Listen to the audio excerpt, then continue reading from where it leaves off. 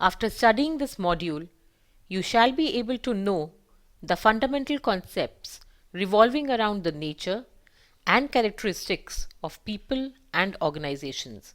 Learn about concepts related to the nature of people and organization. Analyze the approaches of organizational behavior and evaluate the importance of organizational behavior.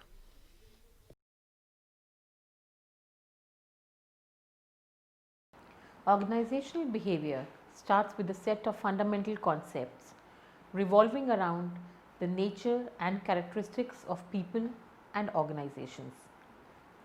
These concepts are not completely uniform as they apply to people but have generalizability and enduring principles. It is important to study them as they are strong foundations for organizational behavior.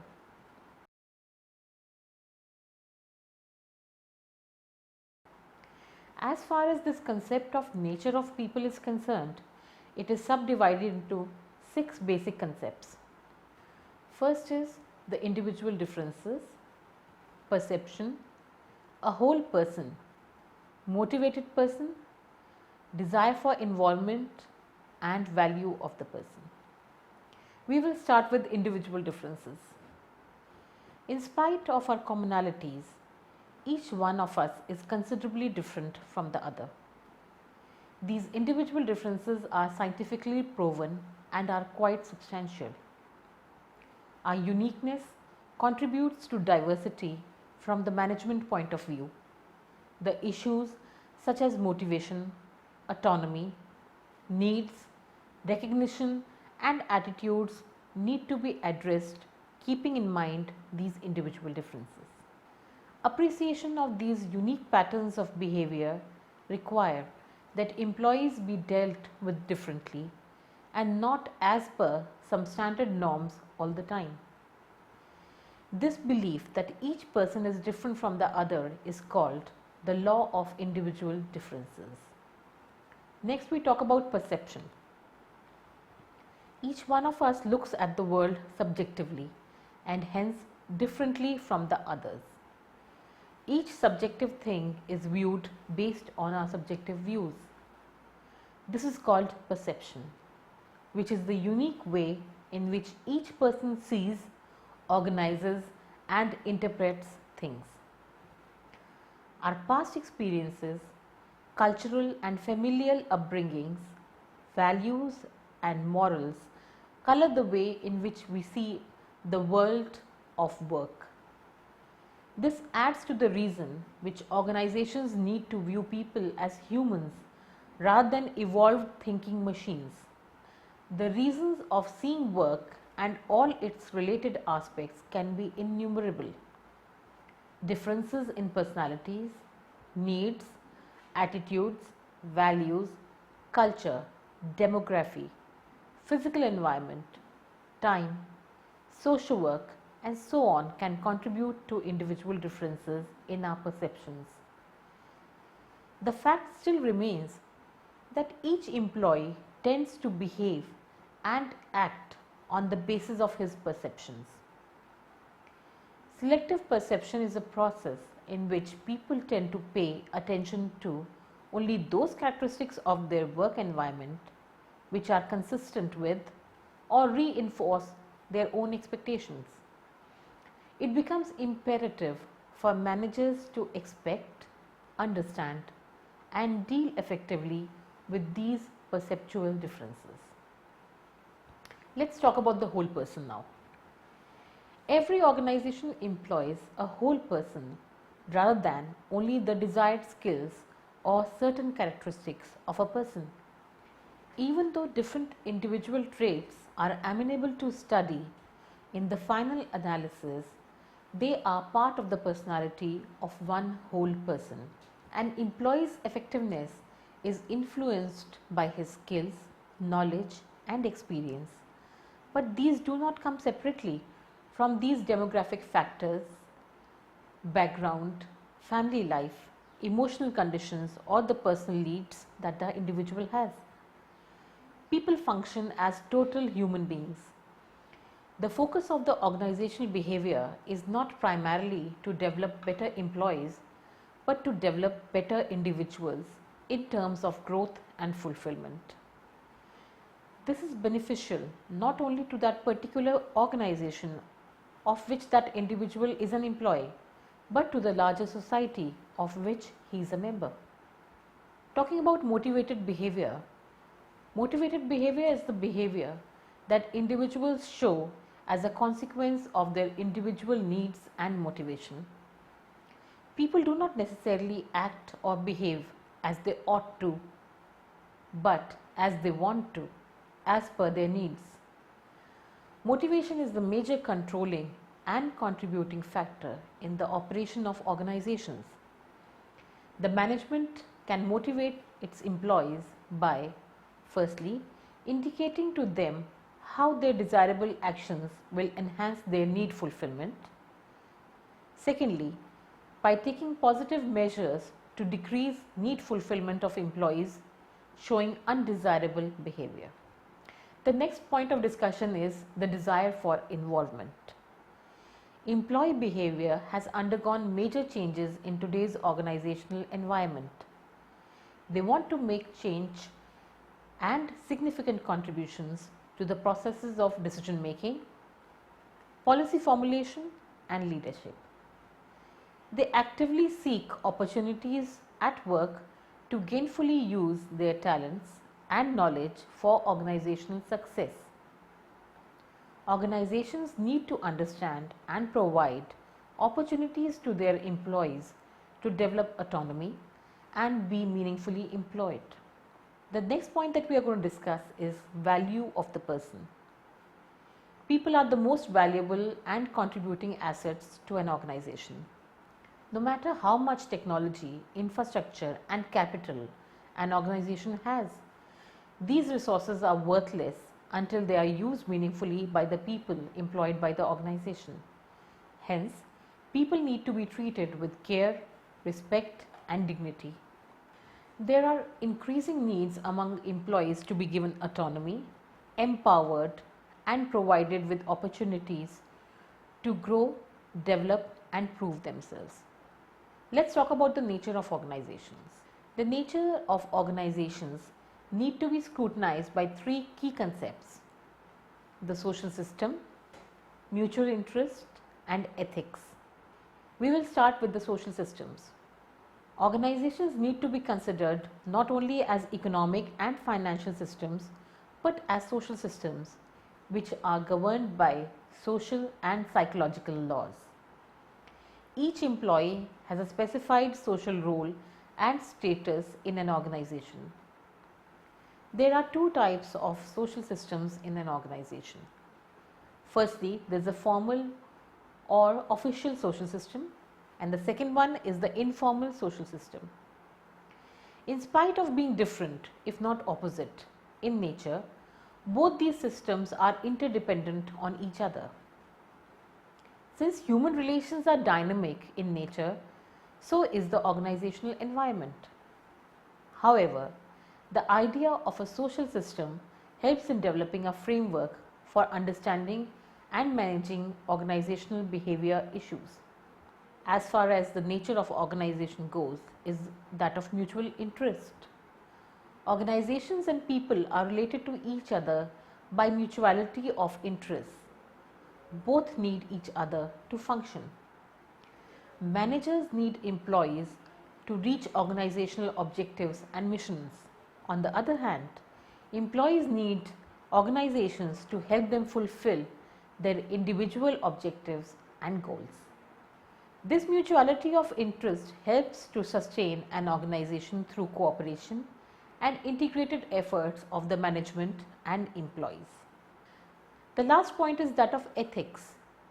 Ethics, or the use of moral principles and values, affects the behavior of individuals and organizations with regards to choices between what is right and wrong. This has become a raging topic in the study of organizational behavior.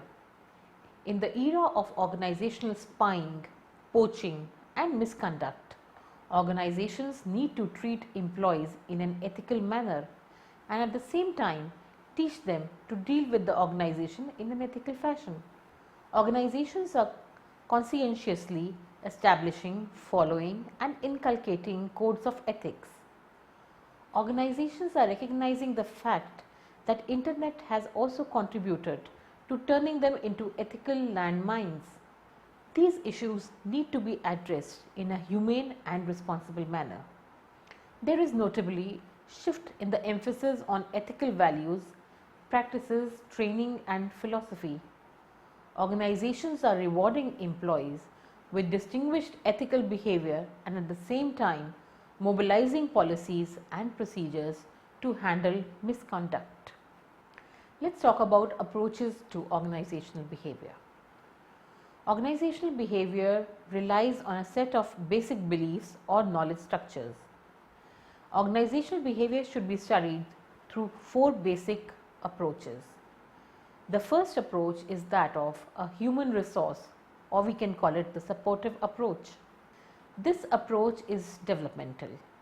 Since people are the biggest assets of any organization, they need to be nurtured towards higher individual goals like growth, development, competency, autonomy, creativity and fulfillment of potentials. The human resources approach comes across as a stark contrast to the traditional approach in 1900s where management was directing and controlling, but this kind of approach was seen only in the early 1900s. The HR approach is supportive, which encourages employees towards growth and development. The atmosphere of the organization should be such that it encourages employees to become ambitious, responsible and effective, and also realize their potentials and abilities. The essence of this supportive approach lies in the premise that better people achieve better results. Thus, we can say that this approach helps employees to become better in terms of work and responsibility, and then it tries to create a climate in which they can contribute to the best of their improved abilities. The second approach is called a contingency approach. This approach states that a particular action may have different consequences in different situations. Hence, no single solution is best in all the circumstances. This approach moves away from the traditional one, which is advocated as the one best way of managing organizations. There are too many exceptions to universal rules of predicting and explaining organizational life. The situations in organizations are much more complicated and less amenable to the concept of universality. The earlier statements made by managers that it all depends seem so evasive, but reflects the need to know under what conditions they should choose one behavioral approach over another. According to the contingency approach, each situation must be analyzed carefully before deciding on a strategy most appropriate under those circumstances. The strength of contingency approach lies in its practice of discouraging habitual patterns of governance based on the assumption about universal principles of management and universal assumptions about people. It encourages more resource oriented and system oriented approach than the traditional approach. Now we talk about the results oriented approach. Any organization, be it a service oriented or a production oriented, has a predominant goal, which is to achieve results. Usually, relevant outcomes or results are equated with productivity. Productivity enhances when the same amount of inputs lead to more outputs, or lower inputs are used to produce the same amount of outputs. However, productivity moves beyond economic input and output ratios. It is also human and social inputs and output ratios. A human output of job satisfaction due to better organizational behavior is as important a result as less wastage and better conservation of resources. Responsible citizens as a result of employee development programs or corporate social responsibility practices are a very valuable social output. Many of the concepts of the result-oriented approach are interwoven in the concept of total quality management. TQM means that the organization's culture is dedicated to training, continuous improvement and customer satisfaction through an integrated system of tools, techniques and training. Next is the productivity approach. Productivity is a ratio that compares units of output with units of input. It is often measured in terms of economic inputs and outputs. Productivity is considered to be improved if more outputs can be produced from the same amount of inputs. But besides economic inputs and outputs, human and social inputs and outputs are also very important. Let's talk about a systems approach now. A system is an interrelated part of the organization or a society that interacts with everyone related to that organization or society and functions as a whole. Within the organization, people employ technology in performing the task that they are responsible for, while the structure of the organization serves as a basis of coordinating all their different activities. The systems view emphasizes the interdependence of each of these elements within the organization if the organization as a whole has to function effectively. The other key aspect of the systems view of organizations is its emphasis on the interaction between the organization and its broader environment, which consists of social, economic, cultural and political environment within which they operate. Organizations are dependent upon their surrounding environment in two main ways. First, the organization requires inputs from the environment in the form of raw material, people, money, ideas and so on. The organization itself can be thought of as a performing certain transformation processes on its inputs in order to create outputs in the form of products or services. Secondly, the organization depends on environment such as public to accept its output. The systems view of organization thus emphasizes on the key interdependencies that organizations must manage. Within themselves, the organizations must trade off interdependencies among people, tasks, technology and structure in order to perform their transformation processes effectively and efficiently. Organizations must also recognize their interdependence with the broader environments within which they exist. An organization needs to be treated as a system in order to be successful. The fundamental elements of the systems approach are: within a system there are many variables. The parts of a system are interdependent. Within larger systems there are many subsystems. Systems generally require input, process them and then produce outputs. The input-output mechanism is cyclical, automatic, repetitive and self-sustaining. The results produced by systems are both positive as well as negative. The consequences produced by systems are intentional and unintentional. Consequences of systems may be short-term or long-term, or they can be both. The systems approach encourages managers to take a holistic view of organizational behavior. This perspective defines people, organizational relationships in terms of the whole person or group, organizational and social system. Issues and problems are seen in terms of the total situations affecting them rather than in isolation. A systems viewpoint is the responsibility of every person in the organization.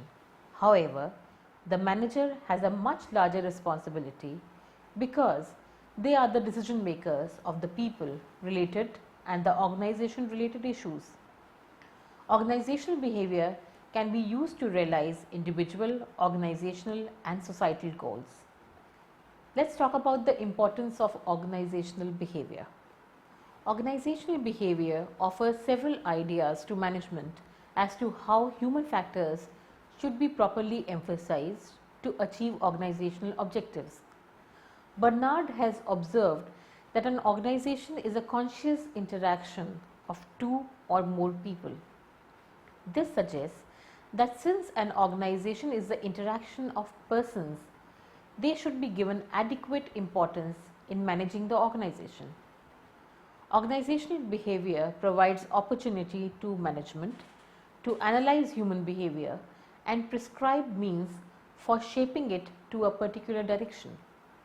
Understanding organizational behavior provides understanding the human behavior in all directions in which the human beings interact. Thus, organizational behavior can be understood at the individual level, at the interpersonal level, group level and intergroup level. Organizational behavior helps to analyze why and how an individual behaves in a particular way. Human behavior is a complex phenomenon and is affected by a large number of factors, including the psychological, social and cultural implications. Organizational behavior integrates the following factors to provide simplicity in understanding the human behavior. Firstly, the interpersonal level. Human behavior can be understood at the level of interpersonal interaction. Organizational behavior provides means for understanding the interpersonal relationships in an organization.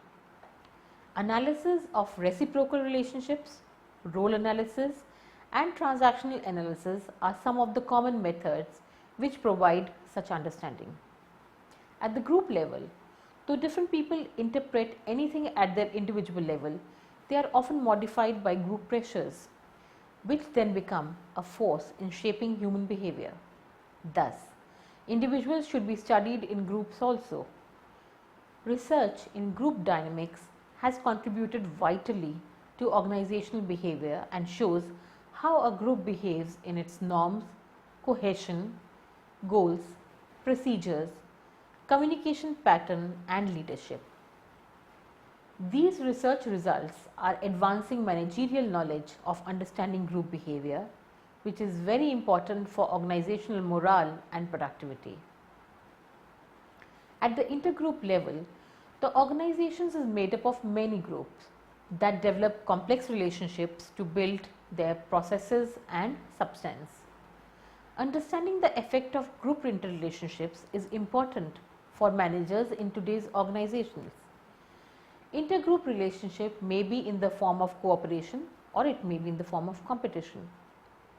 The cooperative relationship helps the organization in achieving its objectives. Organizational behavior provides means to understand and achieve cooperative group relationships through interaction, rotation of members among groups, avoidance of win-lose situations and focusing on total group objectives. Controlling and directing behavior. After understanding the mechanism of human behavior, managers are required to control and direct the behavior so that it conforms to the standards required for achieving the organizational objectives. Thus, managers are required to control and direct the behavior at all the levels of individual interaction. Therefore, organizational behavior helps managers in controlling and directing in different areas such as the use of power and sanction, leadership, communication and building organizational climate favorable for better interactions. When we talk about use of power and sanction, the behaviors can be controlled and directed by the use of power and sanction, which is formally defined by the organization. Power is referred to as the capacity of an individual to take certain action and may be utilized in many ways. Organizational behavior explains how various means of power and sanction can be utilized so that organizational and individual objectives are achieved simultaneously. Leadership. Organizational behavior brings new insights and understanding to the practice and theory of leadership. It identifies various leadership styles available to a manager and analyzes which style is most appropriate in a given situation. Thus, managers can adopt styles keeping in view the various dimensions of organizations, individuals and situations. Communication. Communication helps people to come in contact with each other. To achieve organizational objectives, the communication must be very effective. The communication process and its work in interpersonal dynamics has been evaluated by organizational behavior. Talking about organizational climate, which refers to the total organizational situations affecting human behavior. Organizational climate takes a system perspective that affect human behavior. Besides improving the satisfactory working conditions and adequate compensation, organizational climate includes creation of an atmosphere or effective supervision, the opportunity for the realization of personal goals, congenial relations with others at the workplace, and a sense of accomplishment. Organizational adaptation. Talking about organizational adaptation, organizations as dynamic entities are characterized by pervasive changes. Organizations have to adapt themselves to the environmental changes by making suitable internal arrangements, such as convincing employees who normally have the tendency of resisting any kind of changes. We would summarize this module by saying, fundamental concepts of organizational behavior relate to the nature of people and the nature of organizations. Understanding and effective use of the various approaches of organizational behavior can help in efficient management of organizations. Factors like interpersonal interactions, group pressures, intergroup relations, etc. help us in understanding the human behavior in organizations.